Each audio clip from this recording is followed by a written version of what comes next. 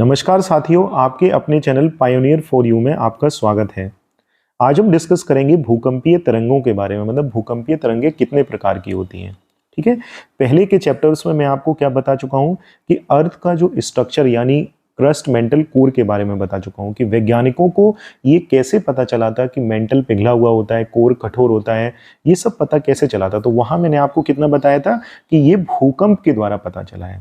ठीक है, तो उसी चैप्टर को, उसी चीज को आगे बढ़ाते हुए आज हम डिस्कस करेंगे भूकंपीय तरंगों यानी सिस्मिक वेव्स के बारे में। ठीक है, तो यहाँ पे आप लिखा देख रहे हैं फोकस यानी अवकेंद्र और एपिसेंटर यानी अधिकेंद्र। तो पहले आप इन वर्ड्स को समझ लें जिससे कि आपको आगे चैप्टर को समझने में आसानी होगी। ठीक है, तो फोकस क्या होता है, ये अवकेंद्र क्या होता है तुम्हारा। तो यहाँ आप इस डायग्राम में देख रहे हैं, तो फोकस क्या होता है, ये बीच में ये फोकस दिख रहा है आपको, ये तो इसे भूकंप का उद्गम केंद्र कहते हैं। क्या कहते हैं, यहीं से भूकंप मतलब स्टार्ट होता है। और भूकंप के दौरान जब यहां से स्टार्ट हुआ तो यहीं से एनर्जी क्या होती है, यहीं से एनर्जी, ये देखो चारों तरफ, मतलब ये जाने लगी यहीं से एनर्जी। ठीक है, तो भूकंपीय तरंगों का निर्माण जो होता है वो सबसे पहले यहीं से शुरू होता है। ठीक, तो अगर कोई पूछे कि फोकस या अवकेंद्र क्या होता है तो आप बता देंगे। ठीक, ये पृथ्वी से, मतलब जो क्रस्ट होता है उससे नीचे होता है ये। ठीक है, फोकस, ये भी ध्यान रखना। अब आ जाता है एपिसेंटर यानी अधिकेंद्र क्या होता है तुम्हारा। तो यह सतह पर स्थित वह बिंदु होता है जहां भूकंपीय तरंगें सबसे पहले पहुंचती हैं। ठीक है, मान लो सबसे पहले जैसे ये फोकस है, यहां से भूकंप आया तो इसने एनर्जी डिस्ट्रीब्यूट करना, एनर्जी डिस्ट्रीब्यूट शुरू करी, इसने हर जगह भेजना शुरू करी। तो फोकस के पास में जो जमीन का, पृथ्वी का जो नजदीकी क्षेत्र है, ठीक है, सतह का जो नजदीकी क्षेत्र है, तो उसे हम लोग बोलते हैं एपिसेंटर। ठीक है, ये आप लिखा देख रहे हैं यहाँ पे एपिसेंटर। ठीक है, ये अवकेंद्र के यानी फोकस के जस्ट ऊपर होता है जैसा कि आपको डायग्राम में दिख रहा है। और ये क्या होता है, सर्वाधिक विनाश जो होता है वो सबसे ज्यादा एपिसेंटर में ही होता है। ठीक, यहां तक आप समझे। अब हम समझेंगे कि भूकंपीय तरंगें जो होती हैं वो हमारी कितने प्रकार की होती हैं। देखिए, भूकंपीय तरंगें जो होती हैं वो हमारी, इस डायग्राम में आप देख रहे हैं, तो भूकंपीय तरंगें जो होती हैं हमारी वो दो प्रकार की होती हैं। एक काया तरंगें, बॉडी वेव्स, या जिन्हें हम लोग कहते हैं भूगर्भिक तरंगें। ठीक है, और दूसरी होती है हमारी धरातलीय तरंगें यानी सरफेस वेव्स। ठीक है, तो बॉडी वेव्स हमारी कौन सी होती हैं, तो भूकंप की लहरें जो अंदर आए, मतलब पृथ्वी के अंदर जो आए, अंदर महसूस होती हैं, तो वो हमारी होती हैं भूगर्भिक तरंगें यानी बॉडी वेव्स। तो धरातलीय तरंगें कौन सी होती हैं हमारी, जो, या सरफेस वेव्स हमारी कौन सी होती हैं, जो सतह पर आती हैं, मतलब जो हमें महसूस होती हैं, वो धरातलीय तरंगें होती हैं। ये कौन सी प्रकार, ये कौन से टाइप की होती हैं, ये होती हैं एल वेव यानी लव वेव्स, और रिले वेव्स यानी आर वेव। ठीक है, ये ऐसी बॉडी वेव्स हमारी दो प्रकार की होती हैं, पी वेव्स यानी प्राइमरी वेव्स, और एस वेव्स यानी सेकेंडरी वेव्स। ठीक है, अब ये वेव्स होती क्या है, प्राइमरी वेव्स क्या होती हैं, सेकेंडरी वेव्स क्या होती हैं, इनके बारे में समझते हैं हम लोग। तो प्राथमिक तरंगें जो होती हैं, ये जो पहली वाली हमारी प्राथमिक तरंगें हैं, तो भूकंप के दौरान सबसे पहले यही निकलती हैं। ठीक है, सबसे पहले यही निकलती हैं प्राइमरी वेव्स यानी प्राथमिक तरंगें। सेकंड पॉइंट इसका क्या है हमारा, प्राथमिक तरंगों का, इनकी जो गति होती है वो मैक्सिमम होती है। ठीक है, इन सारी तरंगों में से सबसे ज्यादा जो स्पीड होती है वो प्राथमिक तरंगें यानी प्राइमरी वेव्स की होती है। इनकी जो औसत गति होती है, मतलब एवरेज स्पीड होती है, वो 6 से 13 किलोमीटर पर सेकंड होती है। ठीक है, और ये जो होती हैं हमारी प्राथमिक तरंगें जो होती हैं, ये हमारी अनुदैर्ध्य तरंगें होती हैं। अनुदैर्ध्य तरंगें मतलब लॉन्गिट्यूडनल वेव्स होती हैं जो सभी माध्यम में चलती हैं, बस ये ध्यान में रखना आप लोग। ठीक है, क्या होती हैं, ये लॉन्गिट्यूडनल वेव्स हैं, लॉन्गिट्यूडनल वेव्स यानी अनुदैर्ध्य तरंगें हैं जो कि सारे मीडियम में चलती हैं। ठीक है, अब आते हैं हम लोग द्वितीयक तरंगें यानी सेकेंडरी वेव्स के बारे में। तो ये हमारी दूसरी प्रमुख तरंगें हैं। ठीक है, ये सारी तरंगों में से जो दूसरी इंपॉर्टेंट तरंग जो है हमारी बॉडी वेव्स की, वो है हमारी सेकेंडरी वेव्स। ठीक है, इनकी जो औसत गति है, एवरेज स्पीड है, वो 4 से 7 किलोमीटर पर सेकंड होती है। ठीक है, और ये क्या होती हैं, ये अनुप्रस्थ तरंगें होती हैं। कौन सी होती हैं, ये अनुप्रस्थ तरंगें होती हैं जिन्हें हम लोग बोलते हैं इंग्लिश में क्या, ट्रांसवर्स वेव, ठीक है, जिसमें कणों का कंपन तरंग की दिशा के लंबवत यानी ऊपर नीचे होता है, ठीक है। और इधर मैंने बताया था ये लॉन्गिट्यूडनल वेव्स, मतलब ऊपर बताया था ये लॉन्गिट्यूडनल वेव्स अनुदैर्ध्य तरंगे, इनका कणों का कंपन क्या होता है, इनके कणों का कंपन तरंग की दिशा के पैरेलल यानी समानांतर में होता है, ठीक है। ऐसे ही धरातलीय वेव के बारे में हम आपको बता चुके हैं। ये जो बच रही है इनके पार्ट्स, लव वेव और रिले वेव्स, ये हम आपको आगे बताएंगे, ठीक है। चलिए अब समझते हैं कि प्राइमरी और सेकेंडरी वेव यानी प्राथमिक तरंगे और द्वितीयक तरंगे, इनके शेडो जोन्स हम लोग समझते हैं डायग्राम के थ्रू। देखिए सबसे पहले क्या है, हम लोग दूसरा डायग्राम समझते हैं यहाँ पे सेकेंडरी वेव शेडो जोन के बारे में, ठीक है। द्वितीयक तरंगों के छाया चित्र के बारे में हम लोग समझते हैं। तो ये वाला पॉइंट आप देख रहे हैं, ये क्या है, फोकस, जो धरातल से कुछ किलोमीटर से कई किलोमीटर नीचे होता है। तो यहां से मान लो भूकंप सबसे पहले उद्गम हुआ। सेकेंडरी वेव्स के बारे में आपको क्या बताया है मैंने, कि ये सिर्फ और सिर्फ ठोस माध्यम में ट्रेवल करता है, ठीक है। अब क्रस्ट हमारा ठोस होता है, मेंटल लिक्विड होता है, और आउटर कोर कैसा होता है, लिक्विड होता है, और फिर इनर कोर कैसा आ जाता है, हमारा सॉलिड आ जाता है। तो जब ये सेकेंडरी वेव्स निकलना शुरू हुई इस पॉइंट से, तो यहां से तो ये क्रस्ट में तो सही से पास होने लगी, ठीक है। लेकिन जैसे मेंटल आया, ठीक है, तो मेंटल में क्या होता, मेंटल लिक्विड होता, और लिक्विड से ये सेकेंडरी वेव्स ट्रेवल कर नहीं सकती हैं।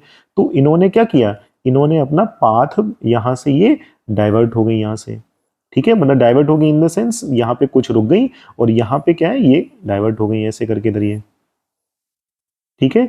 दैट मीन्स जब सेकेंडरी वेव फोकस पॉइंट से निकली, अवकेंद्र से निकली, तो वो कठोर पार्ट जो क्रस्ट का था वहां तक तो वो ट्रेवल करी, लेकिन जैसे मेंटल आया, लिक्विड आया, वहां पे वो रुक गई, वहां पे स्टॉप हो गई, आगे नहीं ट्रेवल कर पाई।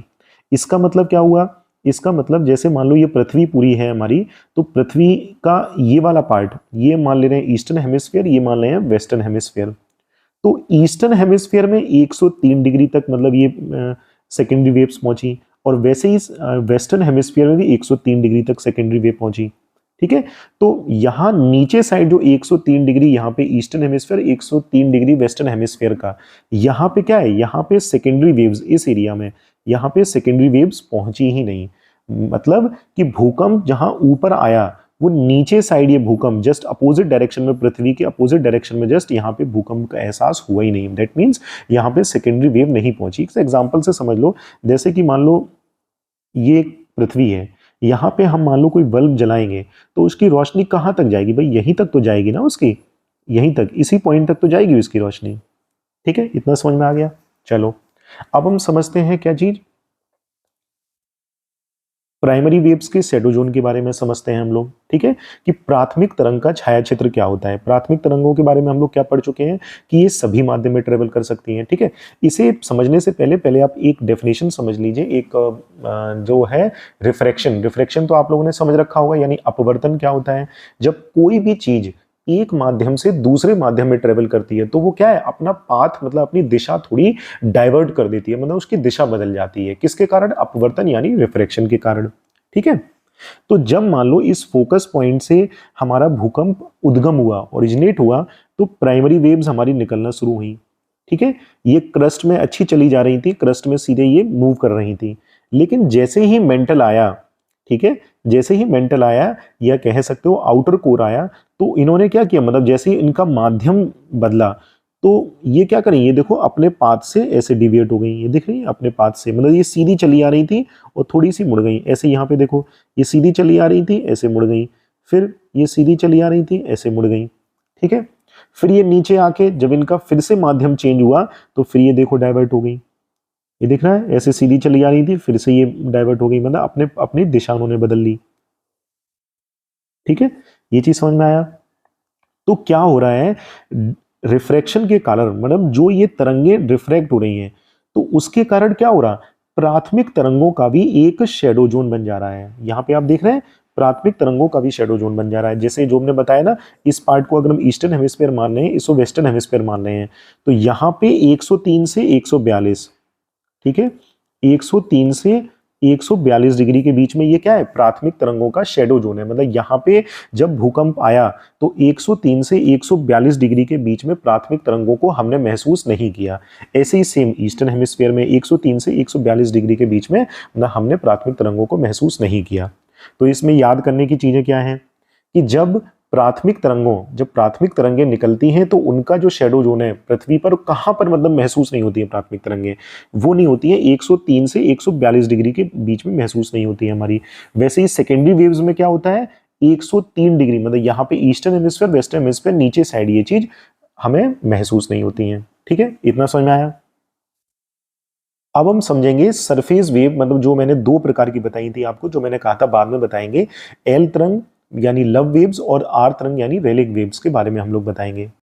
ठीक है, तो सबसे पहले हम लोग समझते हैं एल वेव्स, मतलब हमारी एल वेव्स यानी लव वेव्स क्या होती हैं। तो भूकंप जब आता है तो सबसे ज्यादा जो विनाश भी जो होता है हमारा कहां पे, सरफेस में, वो इन्हीं तरंगों एल तरंगों के कारण होता है। ठीक है, इनकी जो गति जो होती है वो सबसे कम गति होती है, सबसे कम गति होती है इनकी। ठीक, थर्ड है हमारा इनकी जो औसत गति है एल वेव्स की यानी लव वेव्स की जो औसत गति है वो कितनी होती है, 3 किलोमीटर पर सेकेंड होती है। और ये कौन सी होती है, ये कौन सी तरंगें होती हैं, ये अनुप्रस्थ तरंगें होती हैं यानी ट्रांसवर्स वेव होती हैं। ठीक है, अनुप्रस्थ तरंगें होती हैं। ठीक है, यहां से एल वेव्स के बारे में आप समझ गए। देन फिर है आपका कौन सा, आर वेव्स यानी रिले वेव्स क्या होती है हमारी, सॉरी आर वेव्स हमारी क्या होती हैं। ठीक है, तो आर वेव्स हमारी क्या होती हैं, इनमें कणों का कंपन जो होता है वो वृत्ताकार होता है, मतलब आगे पीछे ऊपर नीचे रूप में होता रहता है। ठीक है, सेकंड क्या है, ये अनुदैर्ध्य और अनुप्रस्थ दोनों तरंगों के गुण रखती हैं। ठीक है, ये समझ गए ना, ये लॉन्गिट्यूडनल और ट्रांसवर्स वेव, और ट्रांसवर्स वेव के दोनों के गुण रखती हैं कौन, आर वेव्स। ठीक है, और ये सभी माध्यम में ट्रेवल कर सकती हैं। ठीक है, ये चीज ध्यान रखना। अब हम समझेंगे कि भूकंप का मापन, मतलब कि जब सरफेस वेव्स पे मैंने बता दिया कि एल वेव्स और आर वेव्स आती हैं, तो हम लोग धरातल पे हैं तो हमें ये कैसे महसूस होगा। तो इन्हें महसूस करने के लिए दो चीज हम लोग प्रयोग करते हैं, जिसे हम लोग किससे प्रयोग करते हैं, किससे नापते हैं भूकंप को, एक रिएक्टर स्केल से और एक मर्केली स्केल से, उसे हम लोग समझते हैं भूकंप का मापन को। तो पहली है हमारी क्या चीज, मर्केली स्केल। तो मर्केली स्केल क्या होती है हमारी, जो जान माल या नुकसान को कैलकुलेट करके की जाती है, मतलब कि कितनी जनहानि हुई, मतलब कितने लोग मारे हुए, तभी तो उसका नाम नहीं आ गया कि मर्केली, मतलब मर के जिनकी रीडिंग्स दी जाती हैं कि कितना विनाश हुआ है, तो वो होती है हमारी मर्केली स्केल। ठीक है, तो जब भी कहीं भूकंप आता है तो बहुत कम ही ऐसे देश होते हैं जो मर्केली स्केल पे अपना फिगर बताते हैं, क्योंकि वो इसलिए नहीं बताते हैं क्योंकि पता है कि अगर मर्केली स्केल पे अगर हम लोग फिगर बताएंगे तो सभी को ये चीज पता चल जाएगी कि हाँ भाई इसमें जनहानि हुई है। ठीक है, तो इसीलिए सब लोग क्या करते हैं, ज्यादातर रिएक्टर पैमाना अपनाते हैं। अब ये रिएक्टर स्केल क्या होती है हमारी, तो इसे समझते हैं कि अगर मैंने कहा कि 6 रिएक्टर स्केल पर भूकंप आया, तो आप ये समझना कि जितनी ऊर्जा निकली थी वो 5 वाले से 10 गुना ज्यादा थी। मतलब कि मान लो ये जैसे इसकी रीडिंग कितनी होती है, मर्केली स्केल की रीडिंग मैंने बताया नहीं बताया था आपको, 1 से 12 के बीच में इसकी रीडिंग होती है। अब रिएक्टर की कितनी होती है, रिएक्टर की होती है 1 से 10 के बीच में। तो मान लो मैंने बोल दिया कि 6 रिएक्टर स्केल का क्या आया, भूकंप आया, तो दैट मीन्स ये 5 से 10 गुना ज्यादा आया। ठीक है, अगर मैं कहता हूं कि 7 रिएक्टर पैमाना आया भूकंप, तो इसका मतलब ये 6 रिएक्टर रिएक्टर स्केल से ये 10 गुना ज्यादा आया है। ठीक है, बस इतना सा फर्क है, इसे आप समझ गए होंगे मेरे अंदाज से। ठीक है, चलिए आगे बढ़ते हैं, आगे एक मूवमेंट समझते हैं कि आइसोस्टैटिक एडजस्टमेंट यानी समस्थानिक समायोजन क्या होता है। देखिए, आइसोस्टैटिक एडजस्टमेंट क्या होता है, इसे मैं एग्जांपल से समझेंगे। पिछले वीडियोस में मैं आपको क्या बता चुका था कि जब दो प्लेट हमारी ऐसे टकराई थी, ठीक है, जैसे कि हिमालय का निर्माण के बारे में मैंने बताया था कि हिमालय पर्वत कैसे बने थे। तो जब दो प्लेट आमने सामने टकराई थी तो उससे क्या हो गया था, ये प्लेटें ऊपर चढ़ गई थी ऐसे। ठीक है, और पहाड़ का निर्माण मतलब हिमालय पर्वत बन गए थे हमारे। तो ठीक है, इसे मैं एग्जाम्पल से समझते हैं जिससे कि आप समझ जाओगे कि अगर मैं आपसे ये पूछूं कि हिमालय कैसे बना होगा, तो आप सीधा कहेंगे सर ये तो आप पहले वीडियोस में बता चुके हैं कि जब Eurasian plate Indo Australian plate से टकराई होगी। ठीक है,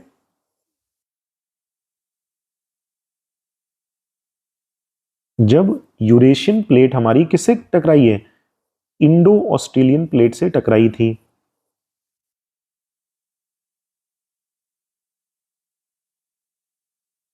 इंडो ऑस्ट्रेलियन प्लेट से टकराई थी, तो क्या हिंज मॉडल बना। इससे क्या हुआ, जो ईस्टर्न साइड वाला जो पार्ट था वो पहले टकरा गया, फिर उसके बाद वेस्टर्न साइड वाला टकराया, और फिर क्या है, दोनों प्लेटें मतलब क्या हुआ, ऊपर चढ़ गई हैं। ठीक है, फिर क्या होता है, फिर थोड़ी देर बाद झटके को लगा कि भाई वापस भी लौटना है, तो फिर वो ईस्टर्न साइड से दोबारा टकराई। तो इससे क्या हो गया, ईस्टर्न साइड वाला जो हिमालय है, मतलब पूर्वोत्तर साइड का जो हिमालय है वो ऊपर हो गया, मतलब उसकी लंबाई ज्यादा हो गई। यानी टक्कर होने के बाद वो अपने आप को एडजस्ट भी करते हैं, और इसी परिस्थिति को हम लोग क्या क्या बोलते हैं, आइसोस्टैटिक एडजस्टमेंट बोलते हैं। ठीक है, गॉट इट। ठीक है, अब हम समझेंगे अवकेंद्र की गहराई के आधार पर भूकंप कितने प्रकार के होते हैं। ठीक है, यानी फोकस के अगर हम कंसीडर के लेकर चलें, फोकस को लेकर चलें, तो मतलब भूकंप हमारा कितने प्रकार का होता है। तो पहला होता है सामान्य भूकंप। अब ये क्या होता है सामान्य भूकंप, सामान्य भूकंप वो भूकंप होता है जिसकी या इन भूकंपों का जो फोकस होता है, ठीक है, वो सतह से 50 किलोमीटर की गहराई पर होता है। ठीक है, मतलब सामान्य भूकंप आए तो उसका जो फोकस होता है यानी अवकेंद्र होता है वो कहां पे इसका लोकेटेड होता है, सतह से 50 किलोमीटर होता है नीचे। ठीक है, और इन भूकंपों को, ठीक है, ये पहला पॉइंट हो गया।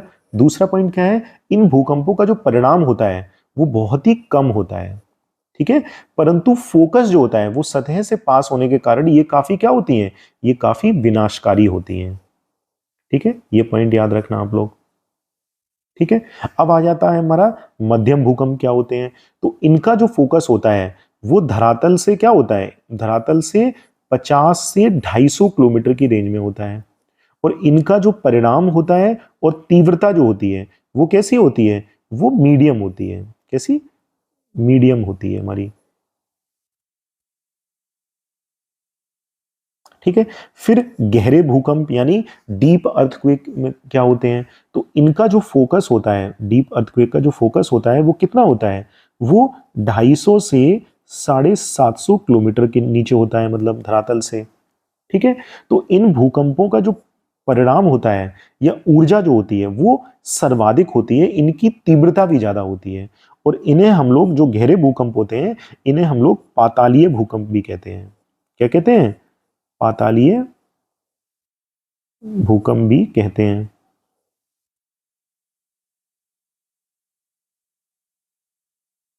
समझ में आया। ठीक है, आज के लिए बस इतना ही। अगली वीडियोस में हम और भी इन्हीं वर्ल्ड ज्योग्राफी को आगे बढ़ाएंगे। ठीक है, अगर आपको समझ में आया और मेरी मेहनत अच्छी लगती है तो कृपया चैनल को सब्सक्राइब करें और वीडियो को ज़्यादा से ज़्यादा शेयर करें। Thank you so much.